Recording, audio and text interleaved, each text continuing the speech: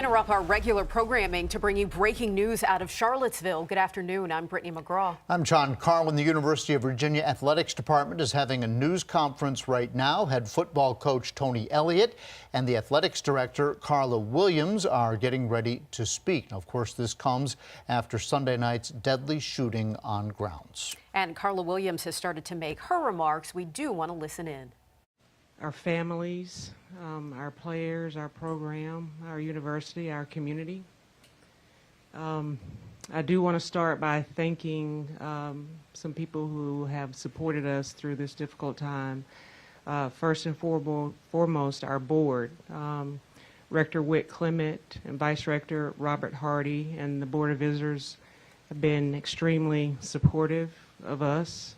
Also want to thank President Jim Ryan and J.J. Davis for their support of our program during this time. Their support of our student athletes during this time has been tremendous. Want to thank the community as well, Charlottesville community, university community. We've gotten a ton of support from our colleagues across the country. I even saw a shirt that a hashtag Hokies for Who's.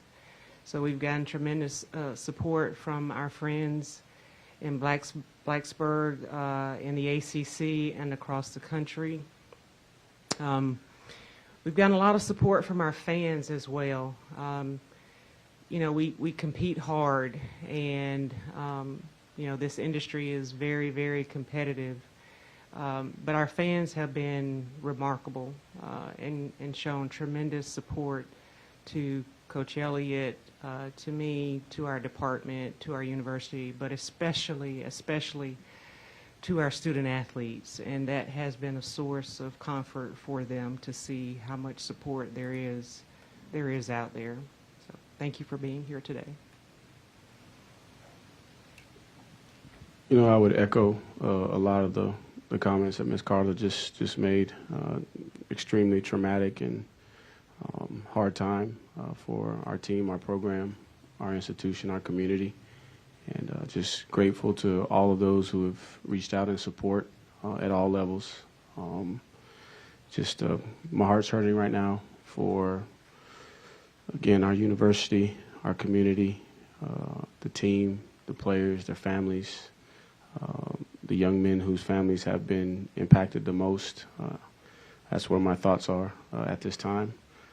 Trying to provide all the resources and support that I possibly can. You know, I have to acknowledge the strength of our players and our staff at this time in coming together to be able to work to process what is taking place.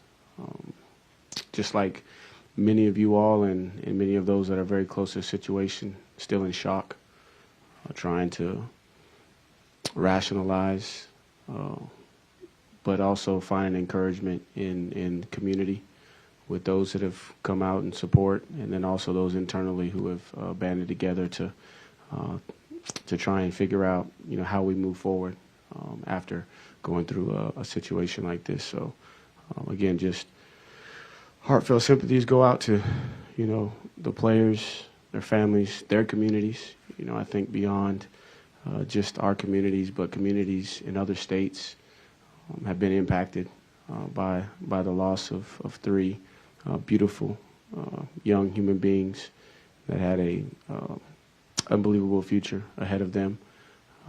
But the message to the team is we're going to celebrate those lives going forward and the impact that they've made thus far and the legacy that they're going to be a part of helping us establish going forward. As a reminder, as I said initially, there is an ongoing criminal investigation, so some matters we will not be able to answer or address. I'm going to kind of work my way back and apologize for stepping in front of the cameras at some point.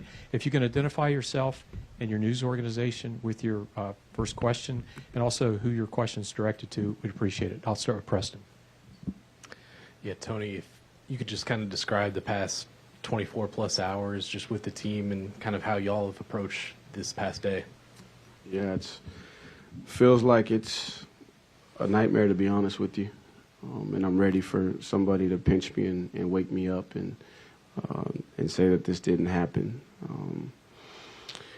You know, it's been a long, I don't even know how long it's been since it happened. It's been, you know, and the minutes can't go by fast enough.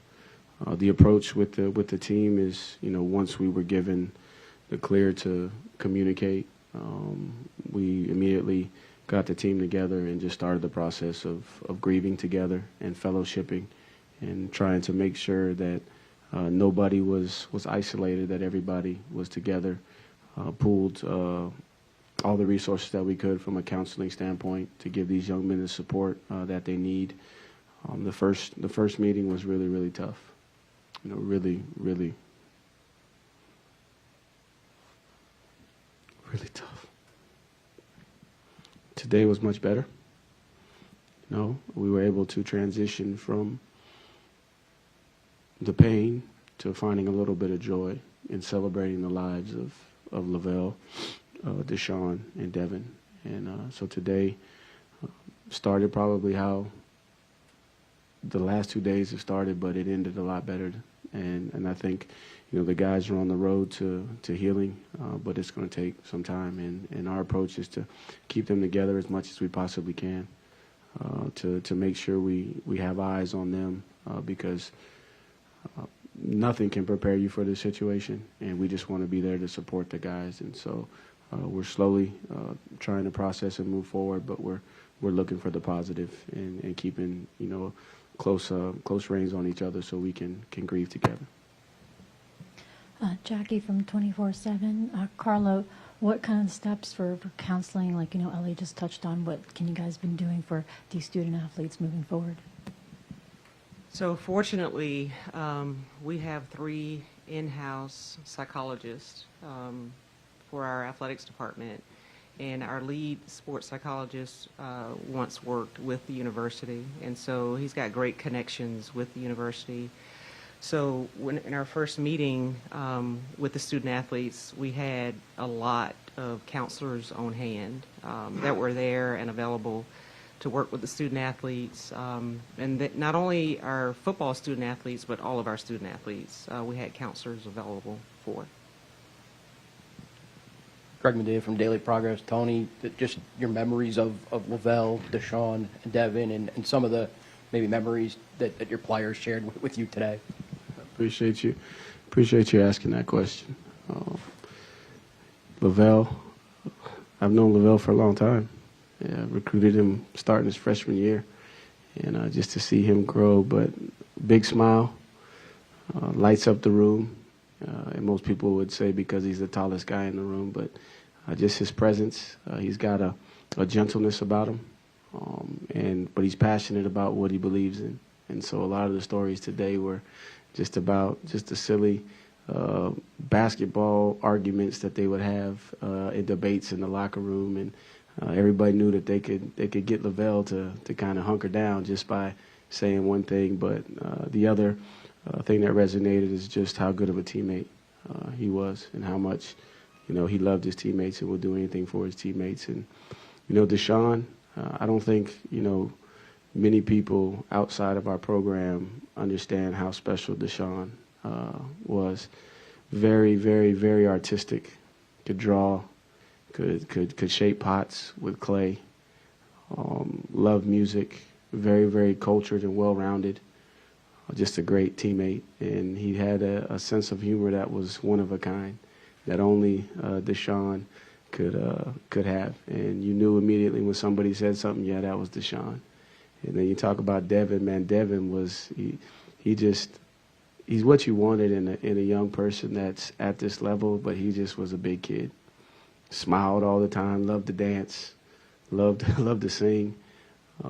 Loved to compete, even though the guys revealed that he wasn't very good in video games, but he thought he was. But he loved to compete, and just the thing I remember about him is he always brought a smile to my face, because he just was happy with where he was, comfortable in his skin, and just had a very bubbly personality.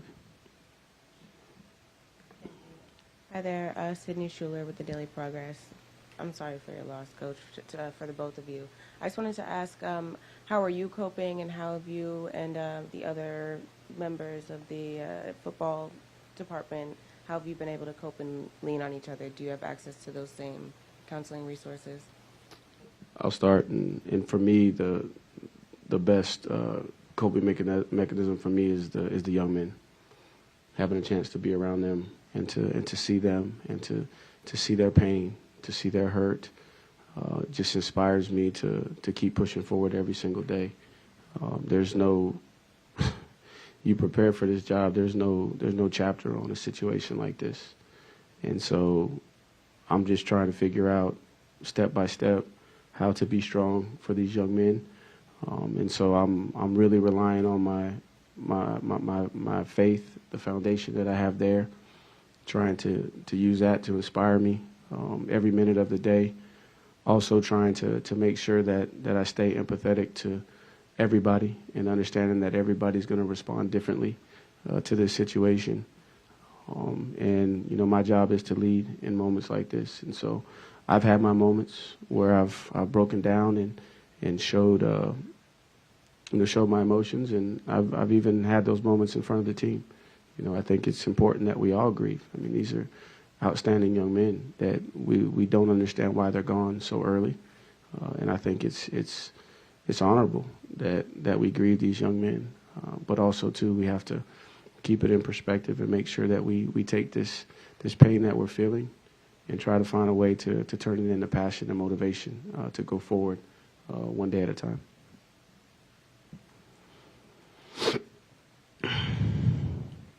Hank Kurz with AP. Tony, I know you've dealt with this before at Clemson, kind of a similar situation. What kind of signs do you look for to kind of gauge where the players are in their grief, to kind of, you know, be aware of that? And what do you guys do going forward in terms of schedule and on all that stuff? Yeah, so I think right now it's a little early to be trying to find, you know, the signs. I think everyone is still in shock. Everyone is trying to process their emotions and figure out the proper way for them to grieve. What I'm looking for at this time is just to make sure that nobody is completely isolating themselves, so that we can keep them within the fold and be able to provide them the direct resources that we need. And you know, this situation here is different than what I experienced. And you know, both those young men had just finished playing, and they were close to the team, but not still on the team. We're here. You know, this is a very, very tragic and traumatic incident involving 3 teammates. And so the signs I'll look for the signs as we move forward, but right now it's just to put my arms around these guys, to love them, and realize that we need each other, and figure out the best way to grieve and take it one day at a time. And going forward in terms of the schedule, you know, that'll be determined as we continue to gather information. But the biggest thing for me is to just try to be present in the moment, you know, the best I can, manage my emotions the best I can, so that I can, you know, see clearly, to be able to recognize any sign. Right now, I'm looking for anything that's out of the norm, and then also when I see things that I expect to see, making sure that I don't just say that, well, that's expected, that we dig deeper, that we, you know, try to counsel these young men as they process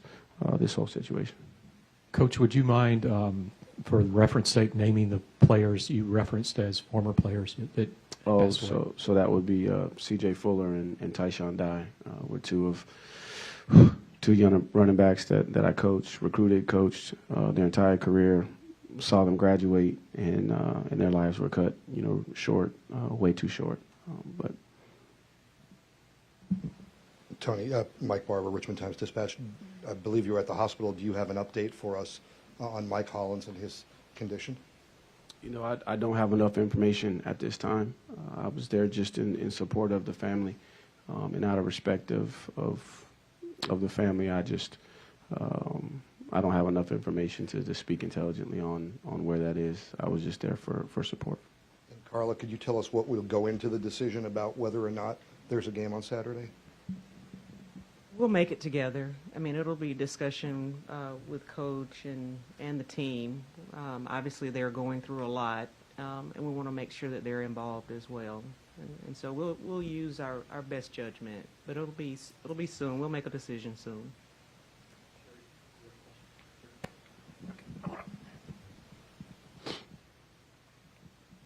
Hey, Tony, Gene Wong with the Washington Post. You mentioned, accepting the position as a coach. This is, not anything you would imagine as part of the job description. As a parent, though, and how do you address your family and about what's happened, and what do you tell them? That's tough. My wife she's right by my side, handling things well. With her upbringing, my upbringing, we've experienced some difficult situations independently and together. The tough part is my boys and my 9-year-old, and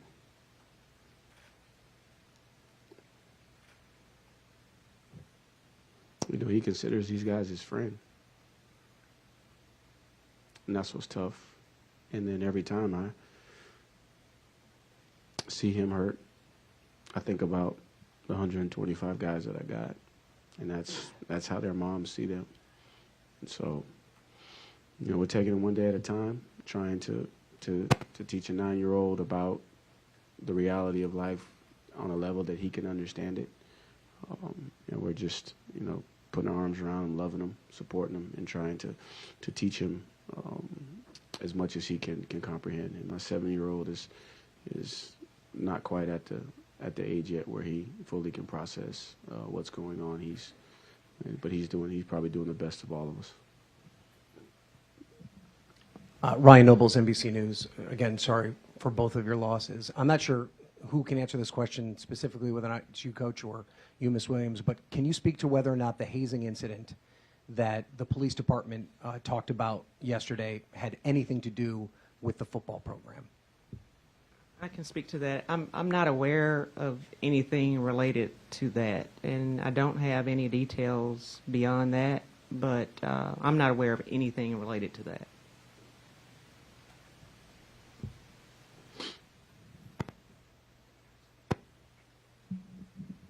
Ross Dellinger, SI. Carla, any details on what led up to this on the bus, the incident at all? No, and really anything related to the investigation, I won't be able to speak to, so sorry. One more thing, the vigil last night, the thousands of students, curious if you guys saw videos or were there or saw pictures and what you made of that support. Yeah, and I meant to thank the students in my opening remarks. I was there, and with my son and his friend, it was amazing. It was remarkable to see all of those students out there supporting their classmates like that. Was healing, quite frankly, and and there were a lot of student athletes there from different sports. There were a lot of coaches there because everyone wants to support Coach Elliott and wants to support this team. And so for this university and its students to do something like that in the face of this difficulty was really healing. Yeah, Dan Wolkin, USA Today. Carla, since this happened yesterday, how much internally in the athletic department have you all gone back to try to research the accused killer and what role he might have played with the football program previously? We have really focused on our players and their families, and it's so shocking that you just want to love on our players. And so that's where we have spent our energies, that's where we've spent our time, and I think that's what we need to continue to do. So we haven't done that. We haven't done what you're asking. What we've done is try to focus on the families of the players who lost their lives, who were injured, and our current players.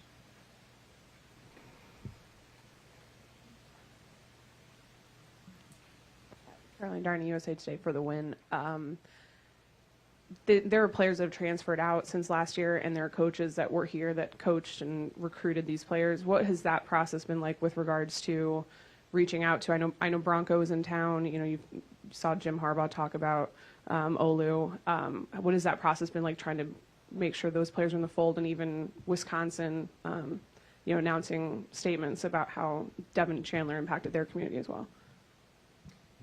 Yeah, I think, we've heard from people everywhere. I mean, it's so tragic.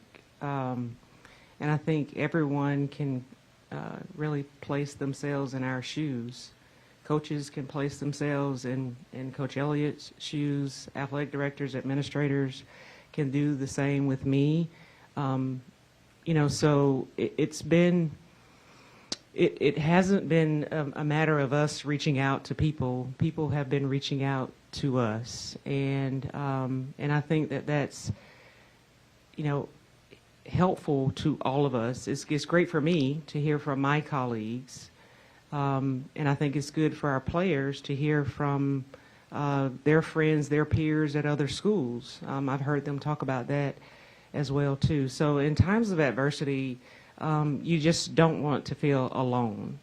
And so I think all of our peers across the country have recognized that and reached out. Chris Rim, New York Times. Coach, did you talk to players, or have you thought about the game at all on Saturday? I know sometimes the situations, the playing can be a form of healing for players or coaches. Is that something you would feel comfortable doing, or think your players would feel comfortable going on the field? At this point, with the sequence of events and the timing, I've just been focusing on loving these players, consoling the families, trying to make sure that there's no ripple effect with the guys on the team, because again, this is something that nobody is prepared to deal with until you're inside of it. So for me, the focus is not past today. I'm just trying to figure out a way to get everybody back together this evening so that we can see them again and spend some time. And then in due time, we'll collaborate on the path going forward in terms of on-the-field play. Heather Graff with ABC 7 News. Coach, I know you said you didn't want to talk about Mike Collins' condition, and we understand that, but was hoping you could tell us a little bit about him as well, and some of your memories with him and his impact on and off the field. So Mike, and I've said this publicly before, and his family is aware of this. I'm hard on Mike because Mike has a ton of potential, and what I've seen, out of him is a very workman mentality in engaging the discipline and the structure, which has resulted in improvements in his play down the stretch. But he's always got a smile on his face. He's very inquisitive. He's one of those guys that will ask you serious questions, and he'll tilt his head to the side and say, "Hey, Coach, got a question." And but he's a guy that does what you ask him to do. He's got a big personality, and I think he's a young man that's fully invested in this institution, this program, and he's a guy that I've seen, really start to kind of come into his own from a leadership standpoint. Thank you. Evan Lambert with News Nation. Thanks for doing this, and I'm sorry. Can you give us any insight into the suspected shooter's history on the team? When did he stop playing and why? And did he ever overlap with the victims on the team? I'll take that one. What I do know is that the young man was a student beginning in 2018 and was a walk-on for one semester with our football program. And I don't believe there was no overlap, and so I don't know if there was any interaction outside of the class. Hi, I'm Eva Serva with the Cavalier Daily. I'm just curious how students and faculty members and community members can support not just the football team, but the entire Virginia athletics community, all student athletes. We've been working with the university, in particular Robin Hadley with Student Affairs, and she's talking with student leaders about how we can honor our 3 student athletes moving forward and support the team. We've had several meetings with the university in this regard, so we'll continue to do those. But working through, as a student, working through the student leadership groups, that's where we're getting some information, some feedback from those groups as to how we can support the team moving forward. Carla, do you want to give an update on our other athletic teams this week? So the only athletic event that we canceled was the men's basketball game last night, and we'll continue on with our normal schedule for the rest of our teams competing this week, several in postseason. Faith Abube, ABC News. My condolences to you both, Ms. Williams and Coach. As your team and your players are trying to deal with their grief and process everything, are they coming to you with questions? What are they asking, and what are they finding hard to process? I'd say the biggest questions right now are how are the families of their deceased teammates?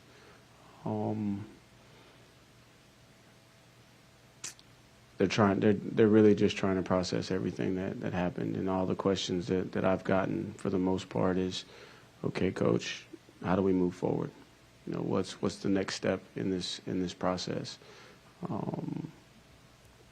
I think you have a football team that is grieving, that is hurt, but that is also very, self-aware that this situation is bigger than football, and it transcends football. They understand that football has an opportunity, right, to show its beauty. They understand that this institution and this community has an opportunity to show its beauty, through this tragedy. But their biggest questions are, how are the families, and when will we have an opportunity to possibly interact with the families? We're going to take two more questions. Mike, I'll come back up front. Coach and Carla, Olivia Jakewith with WRIC 8 News. I'm sorry, I'm not going to stand up here, but I just wanted to start by saying really my sincerest condolences to you both and to this entire community. Our heart all breaks for you. You talked about each of the players as individuals, both as players and people. Can you kind of describe the dynamic on your team amongst those players and the rest of their teammates prior to this incident? So, from a dynamic standpoint, Devin was the life. He was the life of the party. He always kept everybody entertained. He was the one that was, in the weight room when everybody else is, and he was serious, but he had his own way of being serious, and he would keep everybody energized, and he found a way to make it fun, even though sometimes, the work that they have to do on a daily basis can be very monotonous in order to improve their skill level, but he brought just a ton of personality. Lavelle was, and he was, one of the big men on campus, so to speak, because everybody knew who he was. But he always, found a way to keep them entertained. But he also set the standard for what it's supposed to look like to work, in the way that he practiced, the way that he prepared, and then all the things that he did when the coaches may not have been present, that his teammates saw. And Deshaun was the quiet guy that everybody wanted to know more about, because he was very, very, like I said, very, very interesting young man in terms of the depth. And when you look at him, you might not think that he listens to classical music and draws and shapes pots, but his teammates knew that, and they wanted to know more about him. So he was, probably the most interesting man on the team, if you had to kind of compare him to somebody. And I've told him that, and I've told his teammates that, because I value the skills and talents that he possesses beyond the game. So that's kind of how all three of them fit into the dynamic of our team.